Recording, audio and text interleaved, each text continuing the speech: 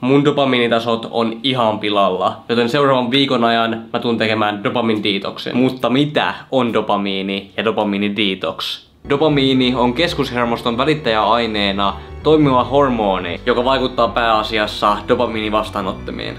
Dopamiinia syntyy tosi monista asioista. Shoppailusta, seksistä, ruuasta, treenaamisesta, ylipäätään asioiden saavuttamisesta. Dopamine detox on käytännössä dopamiinipaasto, jossa tavoitteena tulee olemaan vähentää ja vältellä näitä asioita, jotka tuottaa sitä niin sanottua nopeata dopamiinia. Nykyään dopamiinia saa tosi helposti, se on kaikilla käden ulottuvilla. Sosiaalinen media on tuhonnut meidän keskittymiskyvyn ja dopamiinin vastaanottimet, koska jatkuvasti susta tuntuu, että teet jotain, kun sä selaat vaikka TikTokia ja katsot videon loppuun.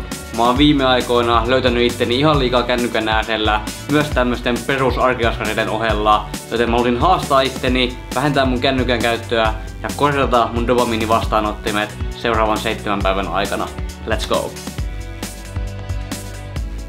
Eka asia, mitä mä kosken aamusta, on kännykkä. Mä laitan herätyksen pois päältä ja mä oon onneksi tottunut tekemään aamutoimet ilman kännykkää. Jos mä pystyn kopioimaan tämän kännykän jättämisen pois mun muihinkin päivän aktiviteetteihin kuin vaan aamutoimiin, niin mä saan korjattua mun dopaminitasot aika hyvin ja saan oikeasti vähennettyä sitä kännykän käyttöä. Tälläkin hetkellä mun kännykkä tässä ihan käsien ulottuvilla. Sehän se onkin, että nyt kello on tässä 8 pikkuhiljaa, aletaan tekee töitä. Ja aika usein kun mä teen töitä, niin se kännykkä on siinä vieressä ja sillai 10 minuutin välein tulee vilkastua sitä, niin nyt kännykkä on tässä ja nyt se on tuossa kaukana. Se on tuolla sängyllä, niin nyt se ei voi häiritä mun työntekoa tässä työpisteen ääressä, joka on myös aika lähellä kyllä, mutta kello on nyt 8.01, joten seuraavat puoli tuntia mä haastan itteeni keskittymään, mä log-innaan puoleksi tunniksi. Ei minkäänlaisia järjentekijöitä, ei mitään taukoa ja puoli tuntia se on pitkä aika, se ei ole ollenkaan paha, joten ihan helppo tehtävä pitäisi olla, joten editoimaan vaan. Mun dopamiinit on kyllä niin sekaisin, niin nyt jo tekee mieli kaivaa kännykkä esiin ja tehdä jotain muuta.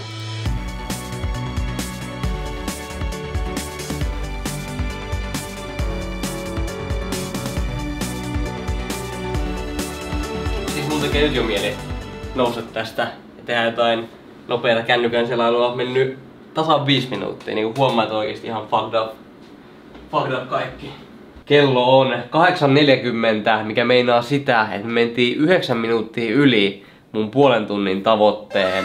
Ja pakko kyllä myöntää, että 3 minuutin välein musta tuntuu, että pakko kaivaa kännykkää siinä selata TikTokia. Ja se on tosi ärsyttävä tunne, että sä et pysty keskittyä siihen, mikä on tärkeetä, mikä on sun edessä, edes puolta tuntia ilman, että sulla tekee mieli kaivaa kännykkä esiin. Ja tää on oikeesti tosi paha tunne, tosi ärsyttävä tunne itselle ja ehdottomasti haluan muutoksen siihen, sen takia mä teinkin tän haasteen, joten nyt kun me tehtiin puoli tuntia, mun mielestä meni tosi hyvin, en kaivannut kännykkää esiin, vaikka tekikin kovasti mieli, niin nyt tehdään vielä toiset puoli tuntia putkeen ja joo, tehdään vaan.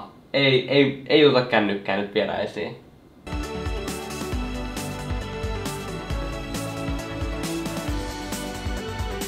Jopa pienempien askareiden ohella mä oon sillä, että mun on pakko saada jotain dopamiinia, saada jotain tekemistä siihen samalla. Mulla on joku YouTube-video vaikka pyörii taustalla, kun mä otan hiuksia tai ylipäätään käyn vessassa.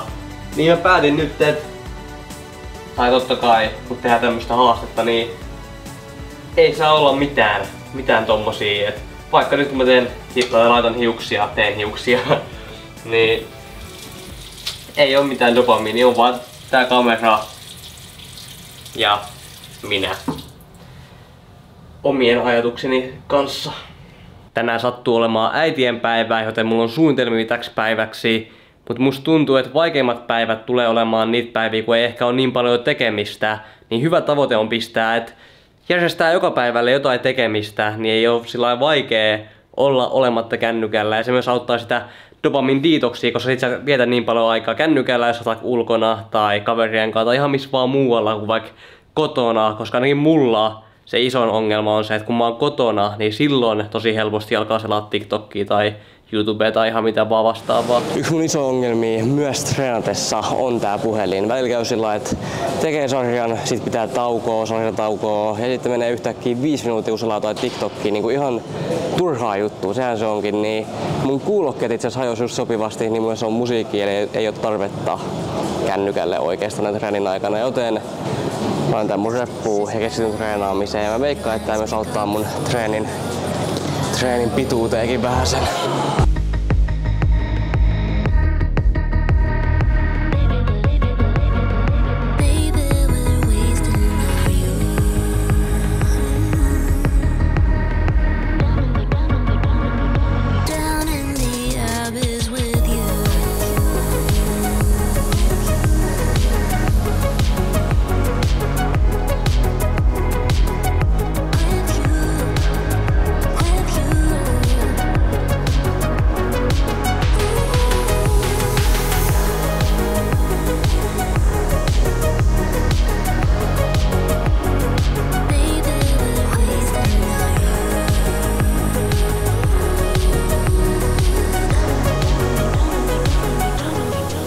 Treeni sujui tosi hyvin, että sen sijaan että mä keskittyisin siihen kännykkään, niin mä keskityin enemmän itse siihen treenaamiseen. Ja sit kun mulla teki mieli olla kännykällä, niin mä vaan kävelin edestakas tai sitten katoin maisemia tai mietin mun elämän kaikkia virheitä. Tähän mennessä tää haaste on ollut oikeesti tosi ärsyttävä. Jatkuvasti, ihan mitä tahansa mä teen, mun tekee mieli kaivaa se kännykkä esiin ja selata TikTokia, tarkistaa Snapchat, joka on tosi turhaa. Ja mä haluan käydä läpi tässä mun normaali ruutuaikaa. Tää haaste alkoi eilen eli sunnuntaina, mutta tässä näkyy mun viikon raportti. 10-33 tuntia keskimääräinen arvio päivässä. Toi on niinku, tuntuu pahalta tapa myöntää, että mä oon käyttänyt 10 tuntia 33 minuuttia per päivä kännykällä. Se on 74 tuntia, mikä on 4 tai 5 päivää yhteensä.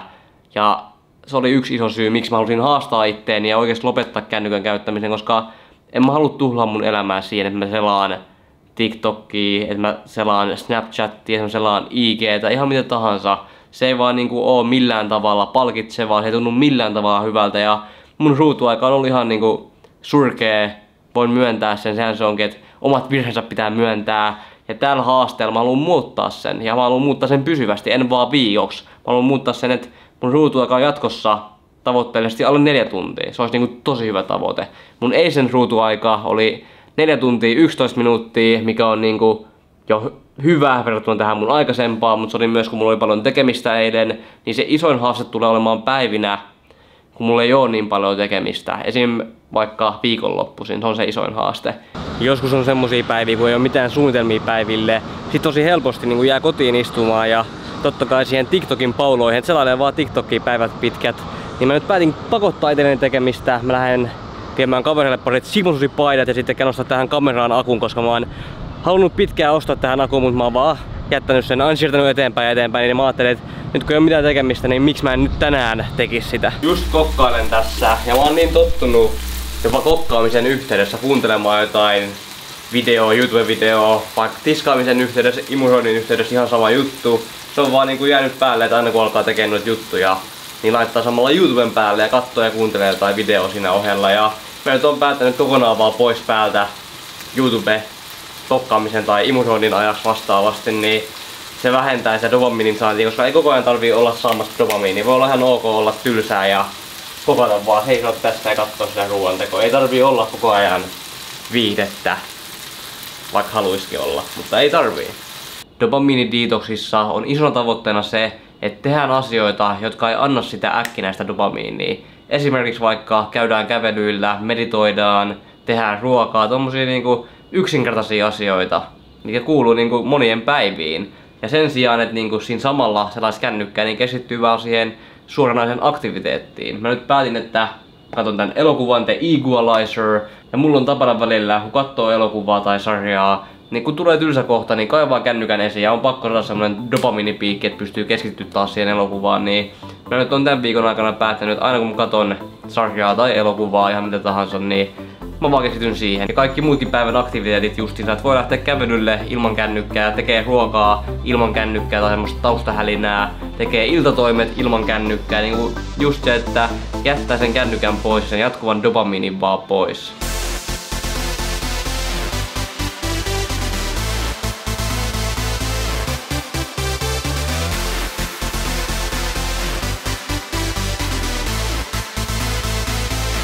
Mä oon just tässä ulkotreenillä ja ehkä mun isoin ongelma tällä hetkellä on niinku hyvän ja huonon kännykän käytön erottaminen. Esimerkkinä sähköpostien lähettäminen on niinku hyvä asia, TikTokin selaaminen on huono asia.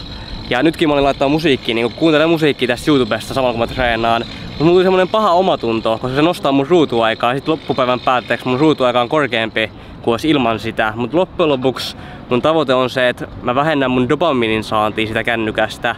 Totta kai musiikin kuuntelu antaa jonkun verran dopamiinia, mutta se ei ole se mun tavoite. Mun tavoite on vähentää sieltä TikTokia sitä nopeeta ja tosi niinku ansaitsematonta dopamiinia. Niin pitää vaan osata erottaa ne nopeat ja hitaat dopaminin saannit, että loppujen lopuksi siinä ei ole mitään pahaa.